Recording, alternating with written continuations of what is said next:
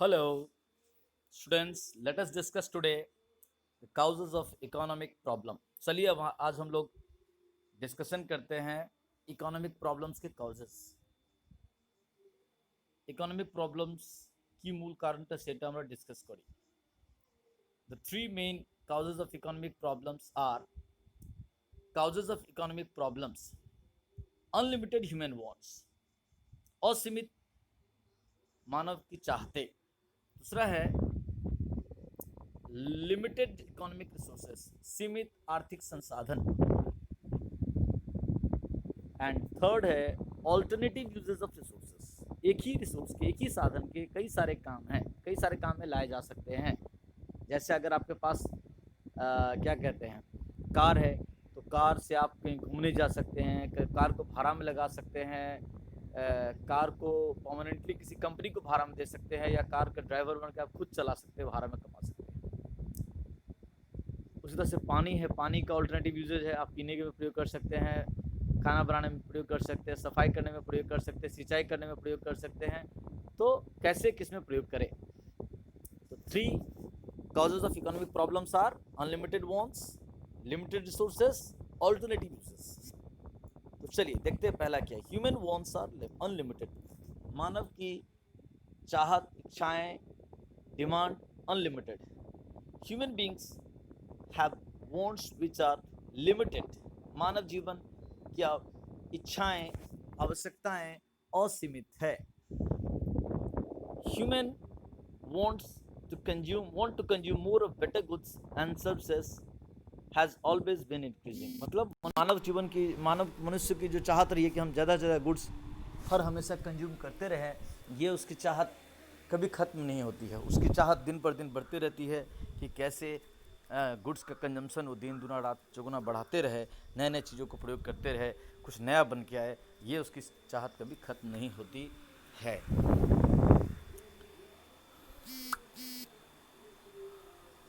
For example, उदाहरण के लिए, the housing need has risen from a small house to a luxury house. अब देखिए, घर में ही एक साधारण घर से हम एक लग्जरी घर की चाहत रखते हैं।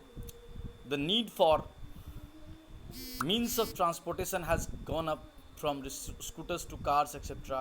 पहले बैलगाड़ी, पैदल, साइकिल से भी लोग चले जाते थे, लेकिन देखिए अब हमको स्कूटी चाहिए, लेटेस्ट स्कूटी चाहिए, लेटेस्ट कार चाहिए। हो सकता है भविष्य में कार से हेलीकॉप्टर्स में, एरोप्लेन में, सिंगल सीट एरोप्लेन्स में हमारी चाहत बदल रही है। ह्यूमन वांट्स आर एंडलेस, यानी हमारी चाहत असीमित है, कभी खत्म न होने वाला है। They keep on increasing with rise in people's ability to satisfy them. और हमारी ये जो डिमांड है, हमारी वांट्स है, हमारे डिज़ायर्स हैं, वो एक के बाद एक खत्म होती नहीं कि नहीं, नया जन्म ले लेता है। They are attributed to people's desire to raise their standard of living. और ये चाहिए भी क्योंकि हर व्यक्ति अपना स्टैंडर्ड ऑफ लिविंग बढ़ाना चाहता है।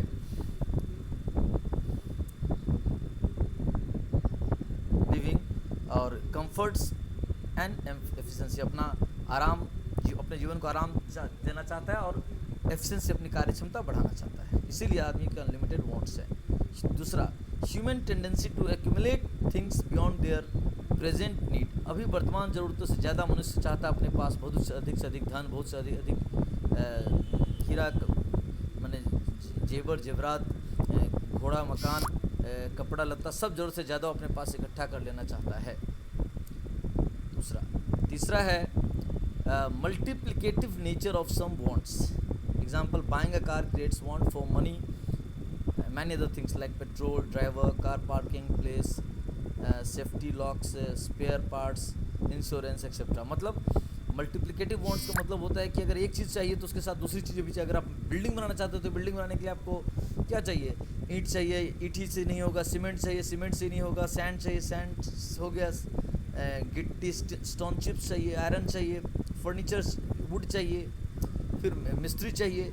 तो उसी तरह से यहाँ दिया है कि अगर आप कार खरीदना चाहते हैं तो सिर्फ कार से नहीं होगा, आपको पेट्रोल या डीजल चाहिए, या आज के ज़माने में हो सकता है आपने इलेक्ट्रॉनिक्स कार खरीदा है तो इलेक्ट्रिक फैसिलिटी चाहिए, ड्राइवर्स चाहिए, कार पार्किंग का जगह चाहिए, सेफ्टी लॉक्स चाहिए, स्पेयर पार्ट्स आपको चाहिए, इंश्योरेंस चाहिए। तो मल्टीप्लिकेटिव वांट्स इसको कहा जाता है। Basic needs for food, water and clothing. और हमारी साधारण ज़रूरत तो है सिर्फ रोटी कपड़ा मकान, भोजन पानी और कपड़ा, लेकिन उसके अलावा हमको और उसमें दिन पर दिन ज़्यादा चीज़ चाहिए। Influence of advertisements in modern times create new kinds of wants and demonstration effect. हाँ, और विज्ञापन के माध्यम से हमारा डिमांड ज़्यादा बढ़ जाता है, असर पड़ता है हमारे ऊपर डेमोन्स्ट्रेशन का। Due to this reason human wants continue to increase endlessly. इसलिए मनुष्य की जो वांट्स है वो दिन पर दिन बढ़ते ही रहते हैं और वो कभी ख़त्म नहीं होते हैं। इस तरह से हमने पहला जो इसका पॉइंट है अनलिमिटेड वांट्स, उसको डिस्कस किया। अब चलिए आगे बढ़ते हैं, और आगे है दूसरा पॉइंट्स, रिसोर्सेस आर लिमिटेड। हाँ देखो, एक और समस्या क्या है कि वांट्स तो लिमिटेड है लेकिन रिसोर्स लिमिटेड है। Scarcity of resources is the root cause of all economic problems. हाँ, सीमित संसाधन सारी समस्याओं की जड़ है। All resources that are available to the people at any point of time for satisfying their wants are scarce and limited। जो भी चीज़ ज़रूरत हमको चाहिए अपनी इच्छाओं को पूरा करने के लिए, वो सब सीमित मात्रा में हमारे पास है, उस देश में है, उस कंपनी के पास है। यहाँ जब भी हम लिमिटेड रिसोर्सेज की बात करें तो किसी व्यक्ति से संबंधित, किसी देश से संबंधित, किसी फॉर्म से संबंधित बात कर रहे हैं। Conceptually anything which is available and can be used to satisfy human wants and desires is a resource। मतलब अगर सिद्धांत के अनुसार बात किया जाए, which is available and can, जो कि अवेलेबल है दुनिया में और जिससे यूज़ करके हम अपनी इच्छाओं की पूर्ति कर सकते हैं, उसे रिसोर्स कहते हैं। In economics however resources that are available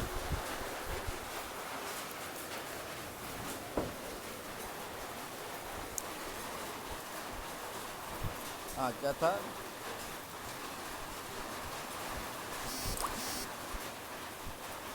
in economics however resources that are available to individuals, households, firms and society at any point of time are traditionally natural resources। मतलब हमारे पास जो चीज़ हमेशा हर जगह बिना किसी एफर्ट के अवेलेबल होता है वो हो गया नेचुरल रिसोर्सेस। जैसे कि लैंड का मतलब नॉट ओनली ज़मीन, मिट्टी के अंदर मिट्टी और मिट्टी के ऊपर सभी कुछ। Human resources, labour, capital resources like machine,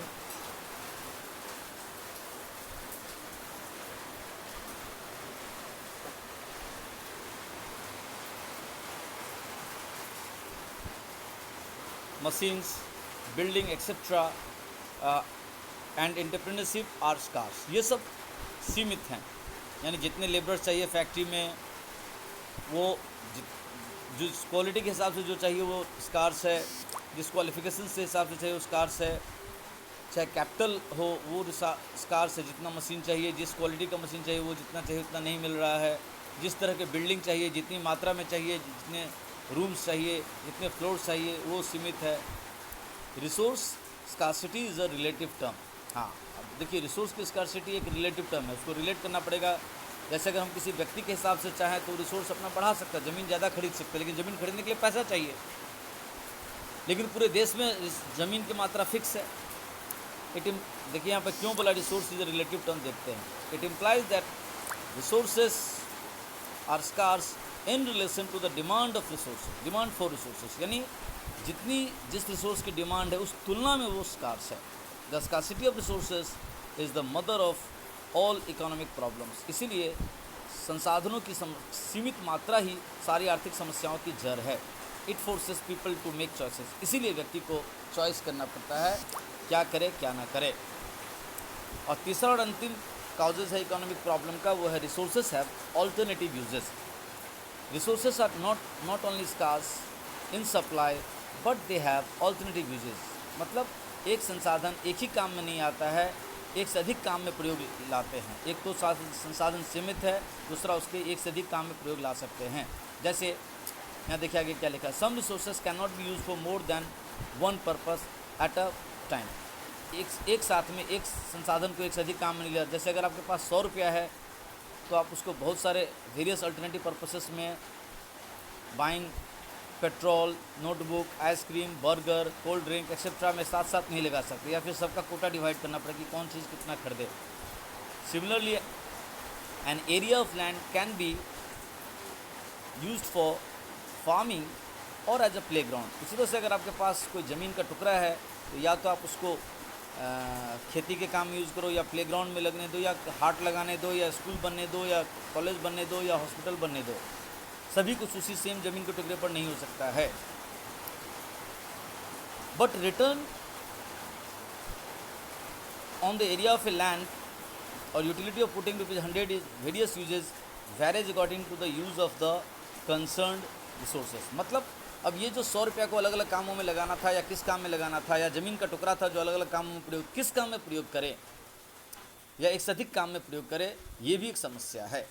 तो स्थिति परिस्थिति के हिसाब से डिसीजन लेना पड़ता है कि एक से अधिक यूज़ में थोड़ा थोड़ा बांट करके चीज़ों को करें, तो कितना का बंटवारा करें, किस सेक्शन को कितना दे, किस में। जैसे अगर आप मान लीजिए एक बड़े से घर में आप घर बना के भी रहना चाहते हैं, वहाँ एक दुकान भी रखना चाहते हैं, वहाँ एक गैरेज की भी व्यवस्था रखना चाहते हैं, जिससे पब्लिक लोग आकर के आपके जगह में कार पार्किंग कर ले और अपन से पैसा कमाए, तो पार्ट डिवाइड करना पड़ेगा कि कितना ज़मीन किस हिस्से में रखें, कितना रेजिडेंशियल फैमिली रेजिडेंशियल पर्पज़ के से रखें, कितना अपने शॉप के लिए रखें, और कितना कार पार्किंग के लिए हम तैयार करें। तो ये ऑल्टरनेटिव यूज़ के कारण ये सब सोचना पड़ता है। और जब एक चीज़ में ज़्यादा जगह देंगे तो दूसरा चीज़ को छोड़ना पड़ेगा। तो ये जो एक चीज़ को पाने के लिए दूसरा चीज़ छोड़ना पड़ता है, इसको कहते हैं इकोनॉमी में अपॉर्चुनिटी कॉस्ट। देखिए यहाँ लिखा हुआ है, thus people have to make choice between alternative uses of a resource. If the area of land is put to the particular use, अगर हम लैंड को किसी विशेष चीज़ में प्रयोग करेंगे, the land has to be forgo मतलब छोड़ देना, the return expected from its other alternative uses. यानी अगर आप पूरा ज़मीन में ही कार पार्किंग बनाओगे तो आपको रेजिडेंशियल एरिया छोड़ना पड़ेगा, आपको शॉप के लिए जगह नहीं मिलेगा। अगर आप सारा में ही शॉप कॉम्प्लेक्स तैयार करके चाहते हो तो कार पार्किंग से आपको छोड़ना पड़ेगा। अगर आप ग्राउंड फ्लोर पे नीचे में कार पार्किंग रखोगे और उसके ऊपर में क्या कहते हैं शॉप्स, और उसके ऊपर में रेजिडेंशियल, तो ये भी एक तरीका हो सकता है।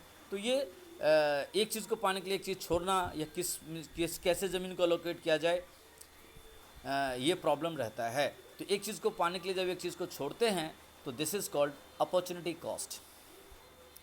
Economics as a social science analyses how people, individuals and the whole society or economy make their choices between economic goals they want to achieve, between goods and services they want to produce, and between alternative uses of their resources which will maximize their gains। मतलब economics एक ऐसा social science है जिसमें public, जहाँ हम individuals लोग as an entrepreneur या एक इकोनॉमिक एक्टिविटी करते समय सीखते हैं how people and the whole society, और सारा समाज, मेक देयर चॉइसेस, कैसे चयन करते हैं बिटवीन देयर इकोनॉमिक गोल्स, उनके जो आर्थिक लक्ष्य होते हैं कि क्या करे क्या ना करे, किसके हिस्से कौन सा चीज़ कितना लगाए। क्योंकि उसके पास रिसोर्स लिमिटेड हैं और रिसोर्स के कई सारे कामों में लगाना ज़रूरी है, और सारा काम ही ज़रूरी है। तो कौन सा काम कितना ज़रूरी है उस हिसाब से रिसोर्स एलोकेशन करके सारे काम को उसी अनुपात में कोशिश किया जाता है करने का, और अपने उस समय की ज़रूरत को मैक्सिमाइज़ किया जाता है। तो यहाँ हम लोगों ने डिस्कशन किया इस ऑडियो वीडियो में कि causes of economic problems. 3 causes थे, human wants are unlimited, resources are limited, and resources have alternative uses. Thank you.